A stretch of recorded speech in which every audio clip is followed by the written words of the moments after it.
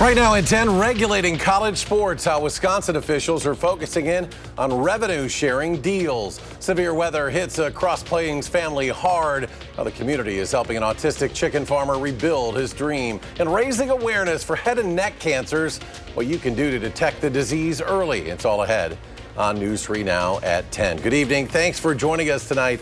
I'm Eric Franke. Sarah Carlson will be back next week. Name, image, and likeness compensation for college athletes is again in the spotlight this week as legislators today take to the UW campus. Our Maddie Heimsch has the price college athletics is paying for paying their college athletes. The NCAA is home to 3 divisions, 1,100 schools, and 500,000 student athletes. And while they're regularly in competition, there's been plenty of contention outside the stadium as well. There's a lot of volatility right now in collegiate sports. While athletes spend their time on the court, their rights to compensation have been playing out in the courthouse. The final hearing in the $2.8 billion lawsuit against the NCAA was held this past Monday. The judge's final decision still to come. Members of the House Judiciary Committee, the president of the NCAA, and a group of coaches, athletic directors, and student athletes met for a roundtable discussion on UW campus. Today was a way of getting some more input on those issues so that we're able to get college sports in a better place than it is right now. We have a role to play here in Congress in making sure that the pendulum lands in the right spot. Concerns about Title IX inequities and the future of non-revenue sports are still being considered. How that shakes out, we're not sure, but we certainly are going to try to encourage, as best we can that schools not be dropping sports. We need to make sure that we uphold that integrity of the educational institution. If the new terms that allow colleges to directly pay their athletes are approved, they'll go into effect July 1st. There's some issues like the amount of revenue that's being generated that still need to be flushed out. The judge's final ruling on the NCAA settlement can be expected in the coming weeks. And with the settlement will come the possibility of roster cuts, but the judge is considering grandfathering in current NCAA athletes. A mild weekend ahead for the Madison region. Chief Meteorologist Alex Harrington on the weather patio with more details. Alex. And we deserve it after a cool and sometimes chilly week with breezy conditions, and then we had some showers. We got some good stuff ahead for the weekend. Take a look at our temperatures for Saturday, up to 61. We'll break down the farmers market forecast in Maine weather. 63 on Sunday, still tracking the potential for a couple of thunderstorms. I want to give you a first glimpse of the next 10 days. Normal ranges from 55 to 59, and just a couple days over the next 10 days will we be at just below normal. Otherwise, the vast majority of it is at or above normal. So that's something to look forward to as well. Right now, we've dipped down to 39 in Madison, 39 in Boscobel, 34 in Camp Douglas, 39 in Janesville. The skies have cleared out. I can see the moon perfectly out here, and that does allow any radiation and heat to go out to space. We got 41 in the west part of Dane County and 38 over towards Deerfield on I-94. Mild this weekend. We've already covered that. Coming up in Maine weather, we're going to track those few storms on Sunday and how much water you can expect, and also have that full farmers market forecast in a couple of minutes. All right, Alex, thank you. A man is in jail charged with multiple counts of child sex crimes. Madison police arrested Skylar Clausen Wednesday morning at an address on Marquette Street. They'd received a tip about a man in possession of child sexual abuse materials. When they arrived, police say they found evidence of a sexual assault. Clausen's facing several charges, including first-degree sexual assault of a child, 4 counts of child sexual exploitation, and 4 counts of being in possession of child sex abuse materials. During a court appearance today, a judge set Clausen's bond at $300,000. His next court date, April 22nd. Madison police are investigating after someone allegedly robbed a woman at knife point Wednesday morning. Officers responded to East Mifflin Street Wednesday just after midnight. The victim told officers someone had stolen $100 from her. She was injured, but is expected to be okay. No one has been arrested. Well, during last week's severe weather, lightning struck a family's barn, setting it on fire in Cross Plains, destroying everything inside. And among the losses was a chicken farmer with autism's lifelong passion. Arman Rahman has more on how he's rebuilding. This is all that remains of a dream 15 years in the making, burnt down in just minutes, that's now rising from the ashes. Kurt's Conkin 2, chicken farmer at work. That's you, yep. It is me. It's a badge Kurt Kelscher wears with honor. He calls his hens his sisters. Even though they all look the same, they're not the same to him. You know, each one is different with their own personalities. But after lightning struck during storms in early April, Kurt lost the coop and all of those family members inside. He didn't have much to say about the farm Friday, but the tough truth stayed with him. They're gone!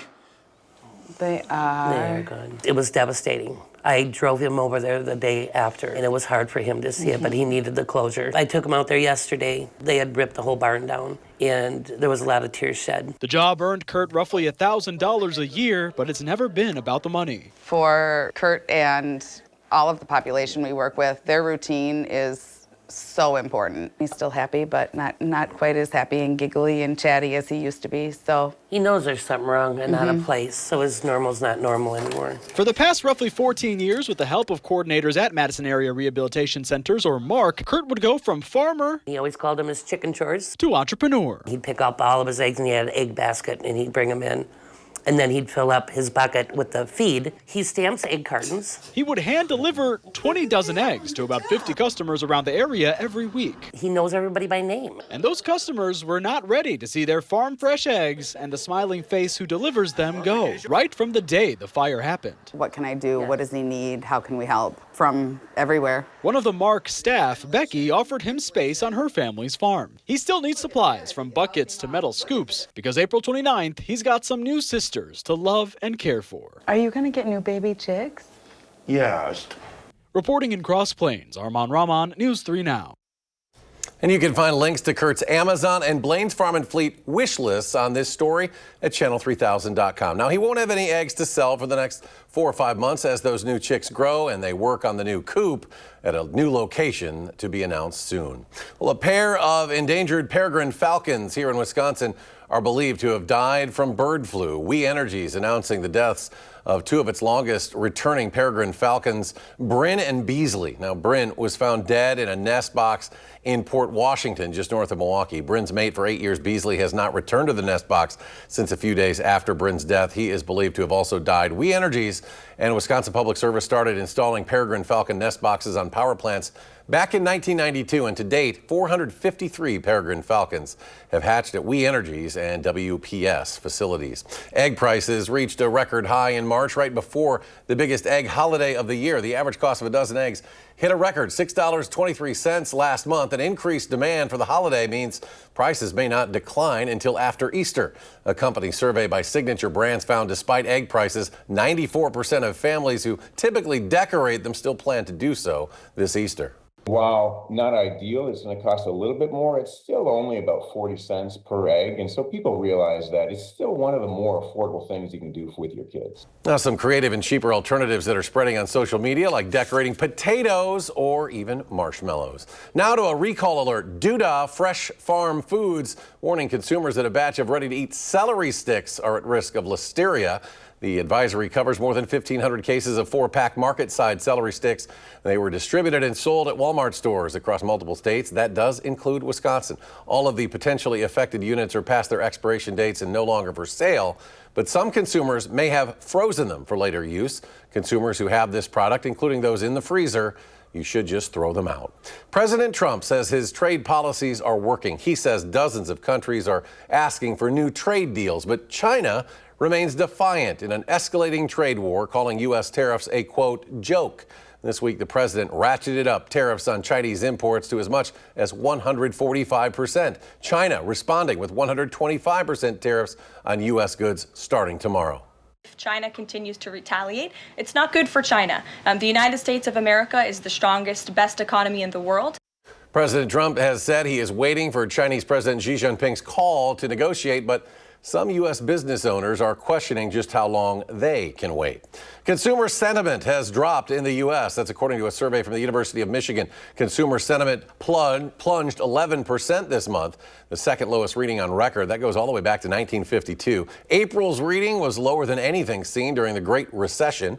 President Trump's volatile trade war, which threatens higher inflation, has significantly weighed on Americans' moods over the last several weeks. The Michigan survey found that worsened leading up to the president's announcement last week of those sweeping tariffs.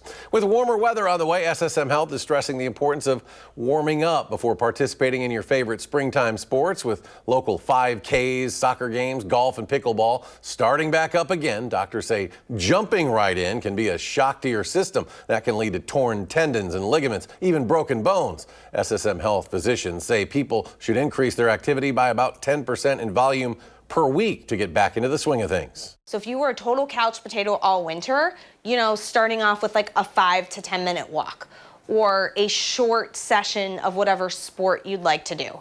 Now, if you were steadily working out throughout the winter and now you want to increase that, then yeah, just going up by about 10% in the duration. Doctors recommend beginning with gentle bike riding or easy walking before going into balanced exercises or playing dynamic sports. April is Head and Neck Cancer Awareness Month. Just last week, acting icon Val Kilmer passed away after an 11-year battle with throat cancer. SSM Health says head and neck cancers account for roughly 4% of all cancers. Risk factors include excessive alcohol and tobacco use, and doctors say it can be difficult to detect it early. A lot of times it ends up boiling down to things that the person themselves may notice, whether it's, any of those symptoms that I mentioned earlier, or a sore or something on the inside of the mouth. Treatments for head and neck cancers may include surgery, radiation, or chemotherapy based on where it is in the body. Earlier today in our 5 p.m. newscast, we mistakenly showed the wrong person while discussing a sexual assault allegation. Channel 3 and News 3 Now apologize for this error. You're watching News 3 Now at 10. The Federal Aviation Administration and National Transportation Safety Board are investigating the cause of a deadly small plane crash in Florida this morning, the second fatal aircraft crash in the U.S. in less than 24 hours. Colin Jeffrey reports from Atlanta with the latest developments. 3 souls on board, and we can confirm those were all fatalities. A tragic scene just outside of the Boca Raton Airport in Florida Friday morning. A twin-engine Cessna 310 went down along a busy street and erupted into a fireball, killing the 3 people on board and injuring a driver on the ground. He hit a tree because of all the debris and the fire. The Federal Aviation Administration and National Transportation Safety Board are now handling the investigation in Florida as they also work to determine what caused the helicopter to crash into the Hudson River that separates New York City from New Jersey, killing 6 people on Thursday. 3 of those victims were children. I want to extend on behalf of the entire NTSB our deepest condolences to those who lost loved ones in this tragic event. Investigators gave an update near the scene Friday afternoon. We have a lot of information, but we do not speculate. We need to confirm information. That is a process that takes time. FAA records show that the Bell Long Ranger model had an airworthiness certificate valid through 2029. Federal authorities previously investigated the company operating the helicopter for their involvement in 2 prior safety incidents, one in 2013, another in 2015. Maintenance records are not made public, and the NTSB restricts what companies can disclose during an ongoing investigation. Reporting in Atlanta, I'm Colin Jeffrey. And the Supreme Court has ruled against the Trump administration in the case of Kilmar Abrego Garcia. He's the man who was mistakenly deported last month to a prison in El Salvador. The original judge handling the case has now ordered the Trump administration to, quote, facilitate the return of Abrego Garcia to the United States as soon as possible, end quote. The development comes amid scathing criticism of the administration for deporting some 200-plus foreign nationals without any due process. The Trump administration looks like more and more of a police state every day, and that's a country that none of us recognize. The Trump administration has also moved to cancel the Social Security numbers of thousands of immigrants in the U.S. on temporary legal status. The White House says that could motivate immigrants to self-deport. but it's also a form of financial death, making it nearly impossible for them to do business with most financial institutions. Immigrant rights groups are asking a judge to block the IRS from turning over sensitive information about undocumented taxpayers. The plaintiffs say federal law requires a court order for the IRS to share that data. The agency is allowed to share taxpayer information for use in criminal investigations. The Department of Homeland Security says that provision allows the data sharing since it is for migrants already facing deportation orders. The suing groups argue that that only applies to individualized requests and not wholesale requests for bulk data. Well, it's set to be a warmer weekend for us here across southern Wisconsin. Chief Meteorologist Alex Harrington now with more on the forecast. And that includes Madison's first farmers market of the season, Alex. Yep. Are you ready for it, Eric? Are you ready for it, southern Wisconsin? Here we go. Temperatures getting up to near 50 degrees by the time we get to 10 o'clock. You might need a jacket to start the day, but bring the shades, bring the sunscreen. There's going to be plenty of sun. And then here's the bonus, too. Light winds. We don't often get light winds in the spring months because during the spring we have that tendency to go from one extreme to the next extreme, and that's usually wind that helps us get there.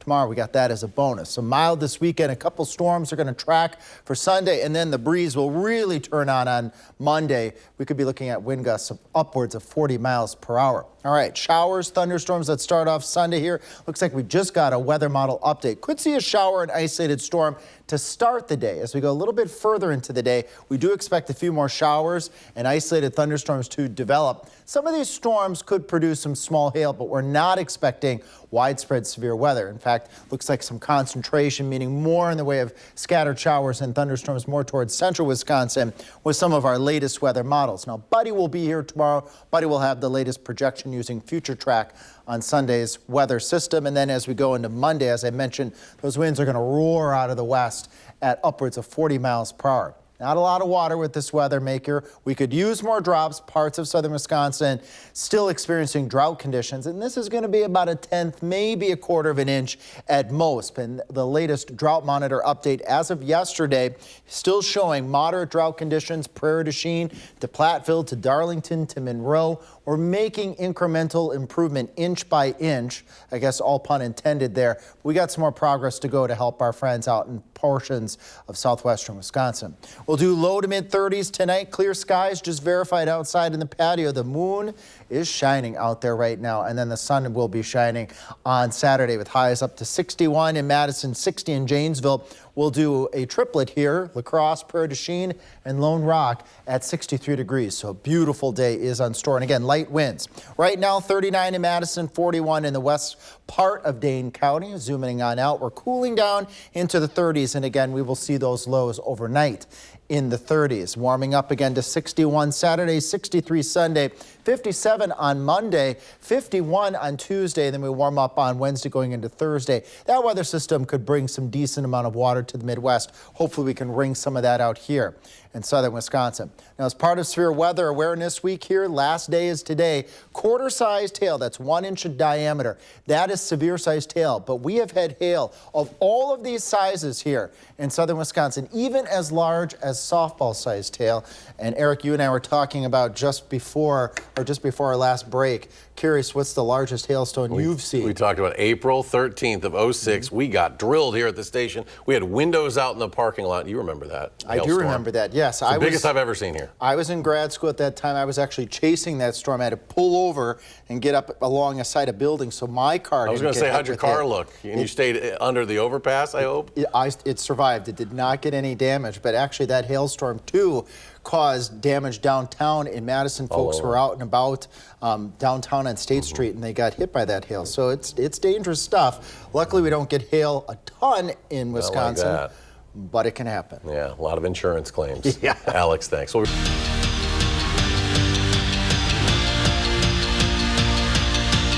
Well, today was round 2 of the Masters. Some of the world's top golfers competing to wear the green jacket. Justin Rose is your leader on the day as well, shooting a 71 and finishing off at 9 under par through 2. Bryson DeChambeau not far behind, sitting at 7 under with 4 under par 68 in round 2. Rory McIlroy, who opened Thursday at even par, answers with a strong round today, a second round of 6 under par. He's tied for third alongside Canadian Corey Connors. And the par 3 16th at Augusta, Redbud at Augusta National, has become an iconic golf hole. It's often pivotal in determining who wears the green jacket. But as Meredith Anderson reports, before the shots start to count, visitors and players can count on 16 being seriously fun. Its official name is Redbud. But 16 at Augusta National, very cool, is known for 2 other words. You can even buy hats that say skip it. Takes a lot of skill, and they're pretty good at it, yeah. Doing this on purpose I can only skip it on accident, yeah. isn't easy. Not by a long shot. Unless, of course, you're 2-year-old Caden Huntley.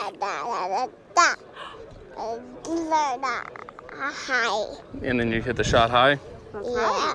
But seriously, Dad says he can drive it around 30 yards already. If I could have a phone, I'd show you. It's not just a favorite spot for patrons. 9-year-old August Campbell is here to cheer on a family member playing in the Masters. So my sister, she married Sam Burns, which was really cool. Also really cool, watching his brother-in-law skip it with defending champ Scotty Scheffler. Even though all of this does feel a little surreal. It's like outside of golf, he's just like a normal guy to me. He's like just my brother-in-law. He's like somebody who I'm just related to, and he's my friend, basically. Which is what Wednesday at the Masters is all about. Family, friends, family who are friends, and friends who are family. Get there, go. Enjoying a fun tradition. You simply cannot skip.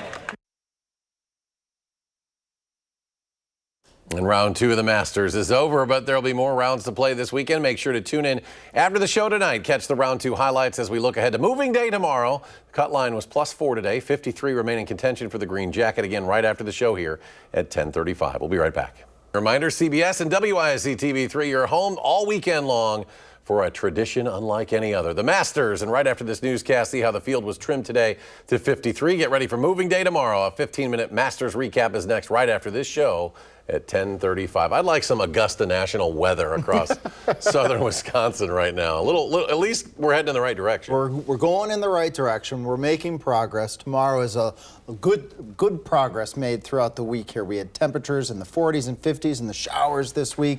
No showers tomorrow. Temperatures in the 40s to start things off, 30s rather, to start things off around 50 by 10 o'clock. Bring the sunscreen, bring the shades. We'll be at 60 by the time the farmers market ends. And maybe you just want to stick around downtown tomorrow afternoon. With light winds, it's going to be a gorgeous day in Madison. Then as we extend out into Sunday, a couple thunderstorms on Sunday. Keep an eye on those. Could have some small hail, but we're not expecting severe weather at this time, which is good news. That is. Alex, thank you. Thanks for joining us for News 3 Now at 10. Folks, we hope